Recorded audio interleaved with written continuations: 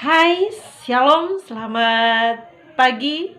Selamat kita berjumpa kembali dalam proses pembelajaran kita kali ini.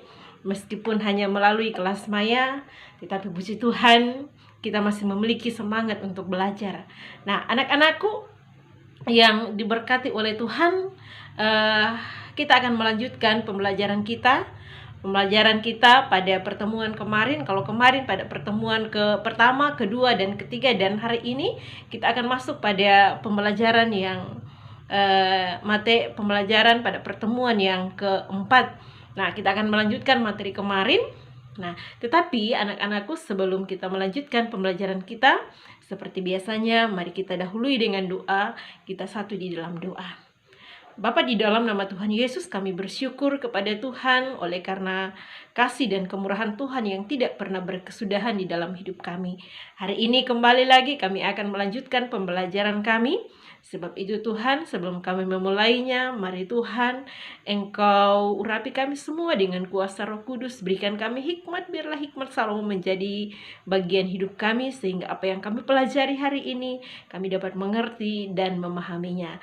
Dari awal pembelajaran kami pada hari ini sampai dengan selesai, kami serahkan ke dalam tangan Tuhan, dan kiranya boleh jadi di dalam nama Allah Bapa, Anak, dan Roh Kudus. Ini doa kami, dalam nama Tuhan Yesus kami berdoa. Amin. Nah, anak-anakku yang diberkati dan dikasihi Tuhan, ya, kalau pertemuan kemarin kita sudah belajar tentang bertumbuh sebagai keluarga Allah, dan di dalamnya ada ciri-ciri pertumbuhan tentang keluarga Allah.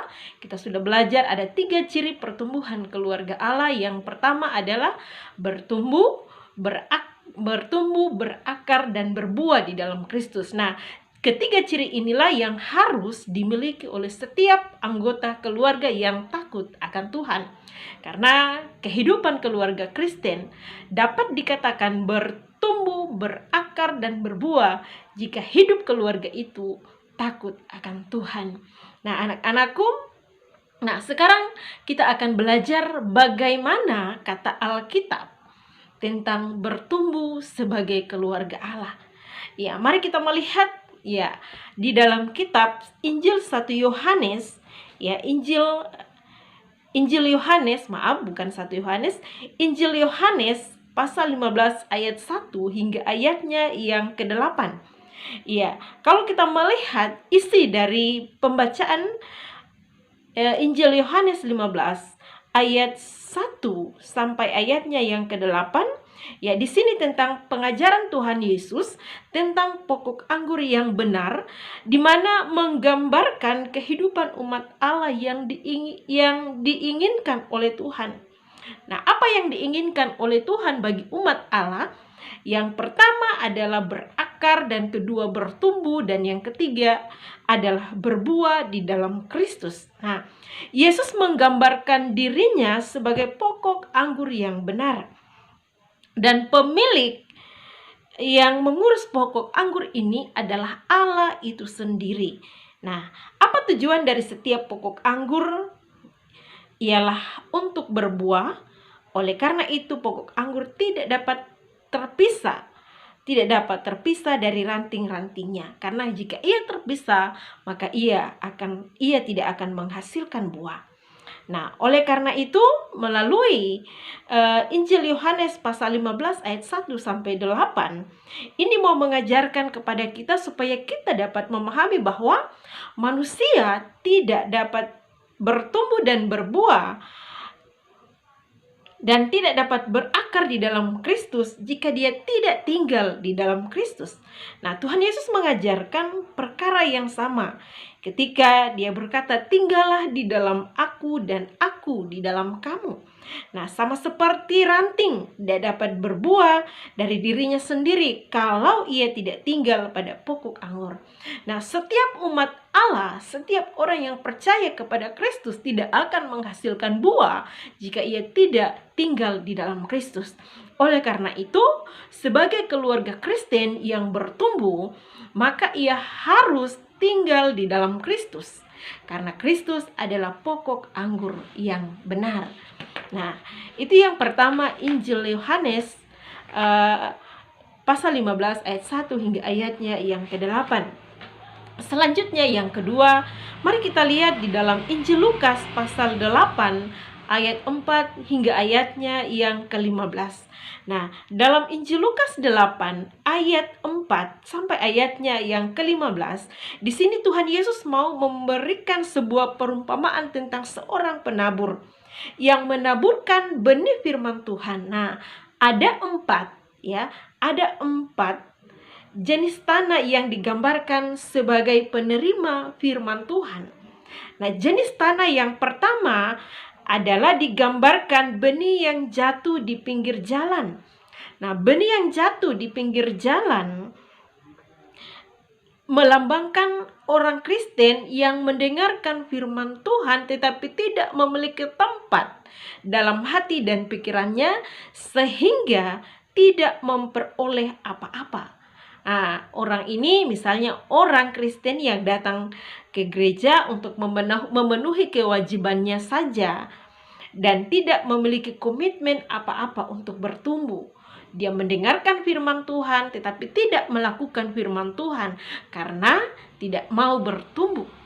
Nah, kemudian jenis tanah yang kedua adalah digambarkan benih yang jatuh di tanah yang berbatuan dan hanya sedikit tanahnya. Nah, hal ini menggambarkan seorang Kristen yang hanya memberikan sedikit saja perhatian terhadap firman Tuhan. Ia tidak menyimpan firman Tuhan itu di dalam hatinya dan tidak mau merenungkannya terus-menerus, tidak mau melakukannya sehingga firman Tuhan itu tidak dapat bertumbuh. Nah, pada akhirnya karena tidak dapat bertumbuh, pada akhirnya ia akan mati. Nah, jenis tanah yang ketiga adalah seperti benih yang jatuh di tanah yang penuh semak duri. Hal ini melambangkan orang yang memiliki keinginan untuk bertumbuh. Ia sangat senang mendengarkan firman Tuhan dan bahkan sering melayani Tuhan, tetapi di dalam hatinya masih banyak keinginan yang bertentangan dengan kehendak Tuhan. Ia mencintai kebenaran, tetapi juga ia mencintai dosa pada saat yang bersamaan. Nah, imannya bertumbuh bersama-sama dengan kekhawatiran akan dunia ini, sehingga kadang firman Tuhan itu tidak bertahan untuk bertumbuh di dalam hidupnya, di dalam dirinya, karena kekhawatiran akan dunia ini. Dan pada akhirnya firman Tuhan itu tidak akan bertumbuh dan pada akhirnya mati. Jenis tanah yang keempat adalah benih yang jatuh di tanah yang baik. Hal ini menggambarkan seorang Kristen yang serius dan sungguh-sungguh terhadap kebenaran firman Tuhan, mendengarkan firman Tuhan, merenungkan firman Tuhan, lalu melakukan firman Tuhan itu di dalam kehidupannya. Sehingga dari hasil akan perenungan firman Tuhan, hidupnya bertumbuh, berakar, dan pada akhirnya menghasilkan buah. Nah, anak-anakku, itulah 4 jenis tanah dilambangkan sebagai benih yang jatuh di tanah yang berbatu-batu, benih yang jatuh di pinggir jalan, benih yang jatuh di tengah semak duri, dan yang terakhir adalah benih yang jatuh di tanah yang baik yang menghasilkan buah yang baik. Nah, selanjutnya firman Tuhan yang ketiga di dalam Mazmur pasal 1 ayat 1 sampai ayatnya yang ke-6. Ya, kalau kita melihat Mazmur ini membandingkan 2 jenis orang yang diakui oleh Allah, masing-masing dengan sekumpulan prinsip hidup yang berbeda. Yang pertama adalah orang yang saleh. Nah, orang yang saleh berciri tentang kebenaran, kasih, ketaatan kepada firman Tuhan. Dia dapat memisahkan keinginan dunia ini dengan keinginan Allah. Selanjutnya, yang kedua adalah orang fasik. Ya, orang fasik yang mewakili jalan dan nasihat dunia ini yang tidak tinggal di dalam firman Allah, dan karena demikian tidak ada bagian dalam perkumpulan umat Allah. Orang fasik adalah orang yang tidak mendapat bagian di dalam kerajaan Allah. Nah, anak-anakku, demikian pembelajaran kita pada hari ini. Ya, semoga pembelajaran kita pada hari ini dapat memberikan pengetahuan yang lebih baik sehingga kita bisa merenungkannya dan melakukan, dan pada akhirnya menjadi keluarga Kristen yang bertumbuh, berakar, dan berbuah di dalam Kristus. Demikian pembelajaran kita hari ini. Sampai jumpa minggu depan. Terima kasih. Tuhan Yesus memberkati.